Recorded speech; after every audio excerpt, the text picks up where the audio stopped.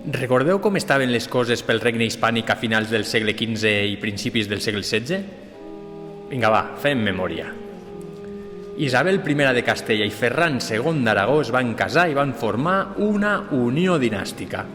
Van conquerir alguns territoris i es van expandir del Mediterrani a l'Atlàntic. A més, un senyor els va vendre la moto dient que podia arribar a Orient per l'oest. Aquell senyor, el mariner, genovès o portuguès, com es deia? Javier Gurruchaga? No. Bé, l'important és que Isabel i Ferran van tenir molts fills i els van casar amb hereus de cases reials europees. Mireu l'arbre, perquè això marcarà el principi de tot el que ve a continuació. Joana I, Joana la Boja, es va casar amb Felip el Vell, una unió curiosa que no va arribar a regnar a Hispània, per sort o per desgràcia.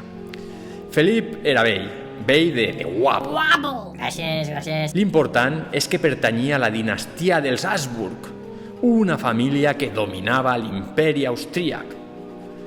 Joana i Felip van tenir un fill, Carles I, i ara sí, hem arribat on volia arribar. Carles I, anomenat Carles I de Habsburg, no va tenir cap empresa de Frankfurt, tot i que el nom ho pugui semblar.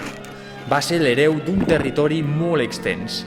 D'una banda, el regnat de la monarquia hispànica, d'aquí Carles I, i de l'altra, l'emperador del Sacre Imperi Romanogermànic, que amb aquest nom devia ser increïble.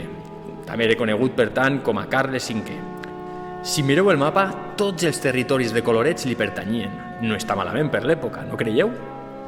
Com us podeu imaginar, els territoris del mapa que no tenen coloret volien coloret i estaven en contra de Carles I, el rei dels colorets.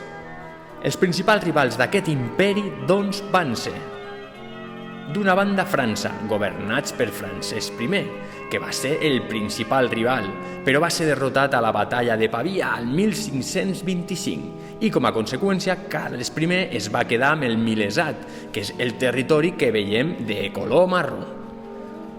D'altra banda, amb els estats alemanys tampoc hi havia molt bon ambient, no perquè els alemanys van inventar el Frankfurt, sinó perquè, com recordareu, els prínceps recolzaven el luteranisme, és a dir, aquell moviment religiós que criticava el catolicisme.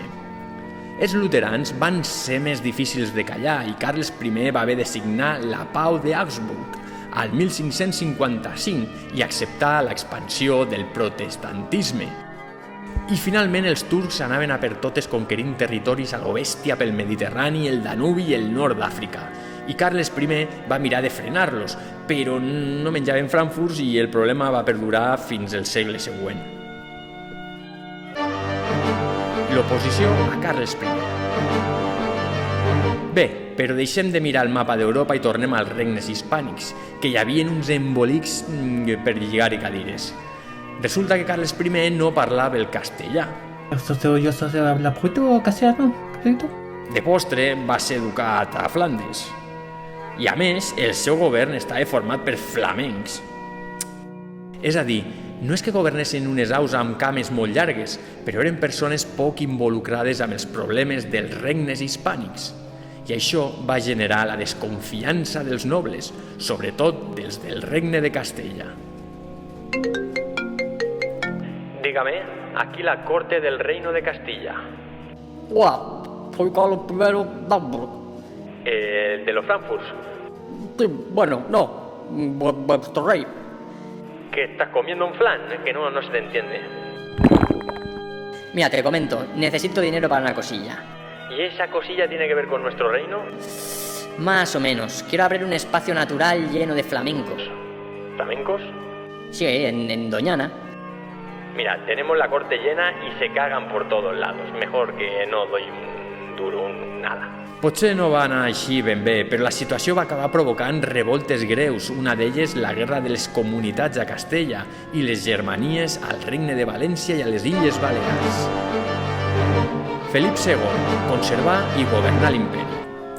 Podeu comptar que un imperi tan gran no es conserva a base de repartir frankfurts i Carles I, ple de colesterol del dolent, va abdicar i li va passar tot el marrón al seu fill Felip II.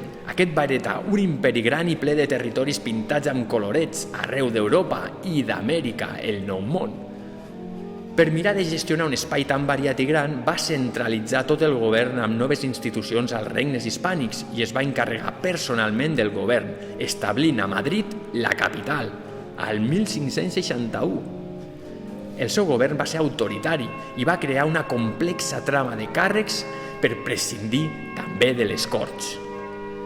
Entestat en defensar els principis de la Contrarreforma, aquell moviment religiós que va respondre al protestantisme, es va haver d'enfrontar a un gran nombre de guerres.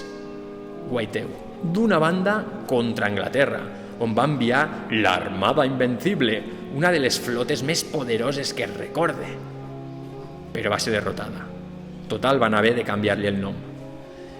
Per frenar l'expansió musulmana al Mediterrani es va enfrontar als turcs i els va derrotar a la batalla de Lepant, al 1571. I als Països Baixos es van donar guerres religioses per la seva tendència calvinista. És a dir, no és que una epidèmia de calvície ataqués als holandesos. Els calvinistes, recordeu, és una variant del protestantisme. Una part del territori holandès es va independitzar. I digo jo que algun calb hi hauria, segur. Els problemes als regnes hispànics de Felip II. Que no hi havia prou problemes? Doncs es veu que no. Felip II va voler imposar el catolicisme als regnes hispànics per frenar el protestantisme. Així, els jueus i els moriscos, és a dir, els musulmans afincats al regne hispànic, van ser perseguits. La Inquisició no donava a l'abast. Ha llamado a la Inquisición. En este momento nuestras líneas están ocupadas. Si llama por un caso de herejía musulmana, marque el 1. Si llama por un caso de herejía judía, marque el 2. Si a su vecino le gusta Melendi, contrate nuestro servicio de psicólogos en línea. Això va desencadenar la insurrecció de les Alpujarres al 1568, un conflicte que va durar 3 anys i va suposar la dispersió d'uns 80.000 moriscos cap a altres zones de la península. Per si fos poc, a la corona d'Aragó el rei va voler imposar la seva autoritat per damunt de les lleis pròpies, recordeu, els furs. Les revoltes de les Germanies van ser revoltes provocades pel descontentament del poble baix amb les autoritats i amb les classes privilegiades. Principalment es van donar a València i a Mallorca. Tant pagesos com diferents sectors de la burgesia artesana i comerciant es van agermanar contra els abusos de poder que cometia la noblesa.